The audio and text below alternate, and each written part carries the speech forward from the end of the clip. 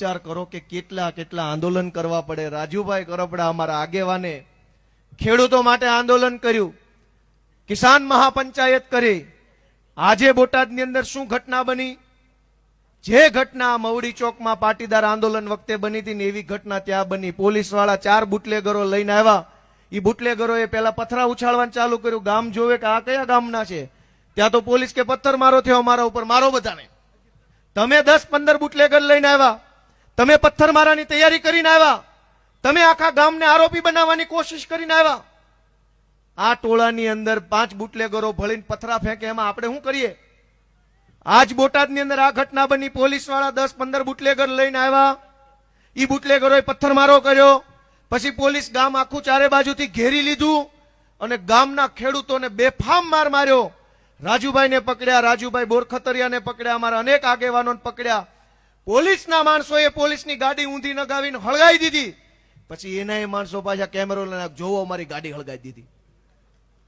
દોસ્તો, બુટલેગરોએ પોલીસના ડોકા કાપી નાખ્યા ત્યારે તો કોઈ બોલ્યું નહીં। ગુજરાતના અનેક બુટલેગરોએ પોલીસ ઉપર કાર ચડાવી દીધી। તે દિવસે તો કોઈ એફઆઈઆર થતી નથી, પણ એક નિર્દોષ માણસ આંદોલન કરવા નીકળે, પોતાનો હક માંગવા નીકળે એટલે ભાજપ વાળા તરત પોલીસ મોકલે છે। મેં નક્કી કર્યું છે કે જે લોકો ભાજપની દલાલી કરે છે, જેને જેને ભાજપની સરકારમાં પ્રમોશન જોતા છે, જેને ભાજપની સરકારમાં મોટા મોટા મેડલ જોતા છે, એને મેડલ ગોપાલભાઈ ઇટાલી આપશે। લોટાના મેડલ આપવાના છે જેને જેને દલાલી કર્યા।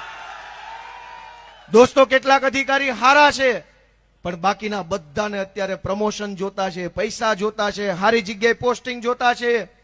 એમાં એને સરકારની દલાલી ચાલુ કરીશ, પણ જેટલી દલાલી કરવી એટલી કરી લ્યો। 27માં સરકાર બદલાય એટલે લાઈનમાં ઉભા રાખીને ગળામાં મેડલ લોઢાના પહેરાવાના છે બધાને। આવું મોટું સ્ટેજ બનાવશું ને લાઈનમાં જ આવવા દેવાના, કોઈ ધક્કામુક્કી નહીં થવા દઈએ। અમે કમ્પ્લેટ વારો લેવાનો છે। દોસ્તો, જનતાને રીબાવે છે એને છોડી નથી દેવાના। તમારું શું માનવું છે બધાનું?